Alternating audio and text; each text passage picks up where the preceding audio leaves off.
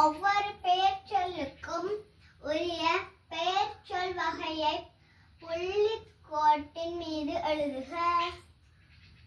புத்தகம் ஒரு பொருளை குறிக்கிறது, ஆகவே இது பொருள் பெயர் ஆகும். யாழ்ப்பாணம் ஒரு இடத்தை குறிக்கிறது, ஆகவே இடப்பெயர் ஆகும். மேசை ஒரு பொருளை குறிக்கிறது, ஆகவே பொருட்பெயர் ஆகும். ஐப்பசி ஒரு மாதத்தை குறிக்கிறது, ஆகவே காலப்பெயர் ஆகும். கொம்பு ஒரு உறுப்பை குறிக்கிறது, ஆகவே சினைப்பெயர் ஆகும். பாடுதல் ஒரு செயற்பாடு ஆகும், ஆகவே அது செயற்பாட்டை குறிக்கிறது, ஆகவே அது தொழிலாகும். பேனா ஒரு பொருள் ஆகும், ஆகவே அது பொருட்பெயர் ஆகும்.